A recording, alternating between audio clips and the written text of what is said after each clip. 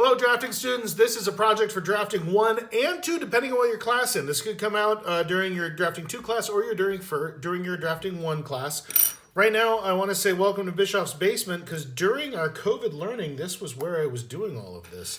And whether this is currently hybrid learning or this is years later, this does apply to you. I'm going to be using our little baby scale. Our little baby scale, we're going to be doing at 3/4 inch. 3/4 inch, you'll see here, that's 1 inch, that's 2 inches, that's 3 inches. And over here are where our little tick marks. So as a reminder, when you see me put this down on the paper, well, I'll just start doing it. This is the drawing we're gonna do, the sketch we're gonna be measuring on. A reminder, this symbol here with the arrows pointing from side to side for G is the diameter of the circle. When you see an arrow pointing to the edge of a circle like this, it wants to know the circumference. If you see a arrow like this guy, where it goes from the center of an arc to the edge of an arc, we know that that is the radius, because the radius is halfway across a circle, or the radius is also the dimension for an arc. So this is the radius, this is the radius. It wants to know distance from the center of that arc to the edge, the center of the arc to the edge. L wants to know the circumference. G wants to know the diameter, which is the distance across. E wants to know the circumference. And D wants to know the radius again of that arc. Okay, so I'm going to go through the first few. As a reminder, the formula to find the circumference of a circle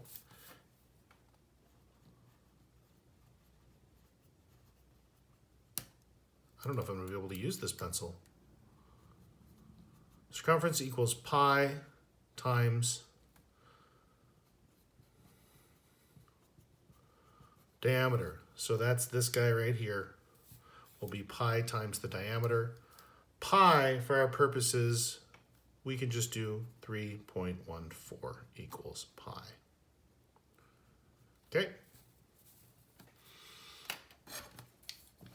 So remember, there's different distances here. So the way that they're measured out for what you want to measure, like in this case, you want to find out where the center of this circle is, because you need to be able to draw. Let's say you're recreating this drawing and you want to be able to draw this circle. You need to know the distance from this edge to the center of that circle, and from this edge to the center of that circle. And that's why they're using all these different measurements. This is an H, and that is an I. I'm going to just do a few here to get us started, and we're going to be, again, using the 3/4 inch scale. And that's this guy right here. We will measure to the nearest inch, and then we will count off these little tick marks to determine what the decimal measurement will be for this. Place the numerical dimension for each letter in the column at the right. Use decimal inches. Now, 3/4 inch scale using imperial, we're going to be measuring at quarter, eighth, 16th, that kind of thing. So what we have to do is remember that in our book, we have a table to be able to convert fractions to decimals. So for example, 1/8 of an inch is equal to 0.625, 0.062, that's a 16th. 1/8 of an inch is equal to 0.125 inches. So you're going to be measuring in fractions and converting to decimals, as we've done in the past, multiple times. In fact, some of you may have done this already, and I do want you to do it again. Okay, here we go. So for starters, you can ignore this text. I'm not sure what happened there. I think it has something to do with whoever had this worksheet previously. But we're going to measure the distance for line A. So what we do is we take our 3/4 scale, place it down on the table or on your drawing surface, and we know we are at 5 inches. Oh, it looks like 6 inches plus a little bit. That little bit in this case appears to be about 6 1/4 inches, because we're counting out all the way to the 6 here, and then it comes out to about 1/4 inch on this side. So that would be 6.25 inches, because we know 6 1/4 is equal to 6.25. So you can write down over on the side 6 1/4, and then over here we're going to write 6.25. And the reason why we know that is we either have this memorized in our head, I wrote a half, we're going to do a quarter, or you can come over here and look at a 1/4 inch, 0.25. Now let's do F. We're going to do this radius right here. We can do this by putting our ruler down. We know it is a little over an inch if we start at 0. So we slide over to 1 inch. That looks like about 1 1/4 inches. So I will put over here 1 1/4.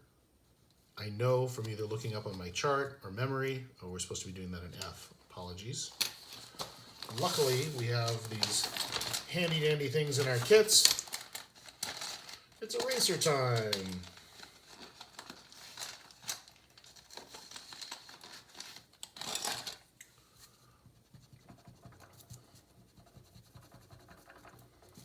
For F, I'm going to say 1 1/4, and then I can either check my chart here for a quarter, which is 0.25, or I just know it in my head. I put a half again, my brain's somewhere funny. 1/4, which is 1.25. And just so you remember, the symbol for inches is like a little quotation mark. So whenever we're writing inches, quotation mark equals inches, and a little single hashtag equals foot. So whenever we're writing inches, we write 1.25 inches. Okay, let's try another one. Now, do remember that at times we'll be using our protractors to measure angles. There's a couple angles on this one. So I'm going to use the protractor from my drafting kit that is really pretty big. That's the swing arm protractor. We don't want to use that one. We want to use the small one, which is right here. And in order to measure that, because if I put my little center of my crosshairs for the protractor on here, I can't see that angle, right? So what I need to do is draw this angle out farther, like this. Same thing here.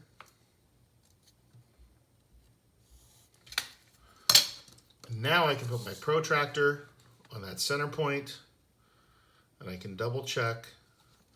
This is approximately 10, 20, 30, 45 degrees. So here we are at J. Doesn't matter what the scale is. The scale does not matter. An angle is an angle is an angle. So distances matter when you're doing scale, but we're at 45 degrees for J. And remember, wow, I'm not a fan of this little pencil. Down here, the degree symbol is a little circle.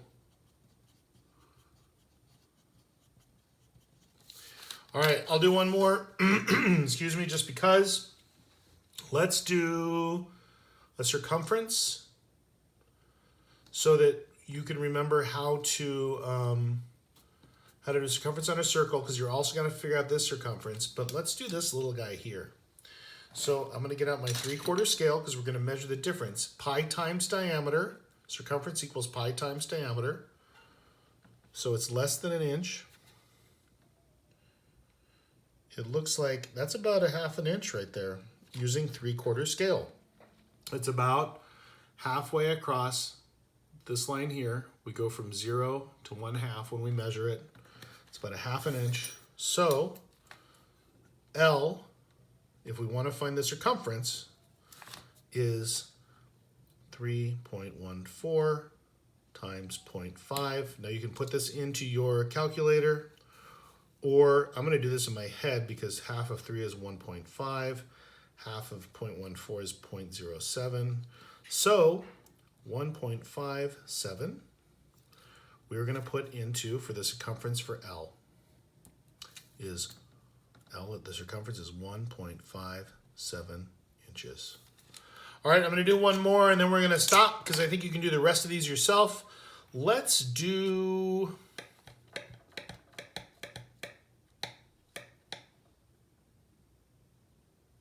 P. Big, long line here. I'm going to turn this sideways. P is the difference from the top to the bottom of this shape.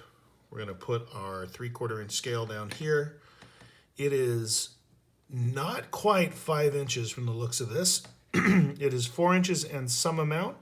We'll slide the 4 down to here. And we'll count out that amount.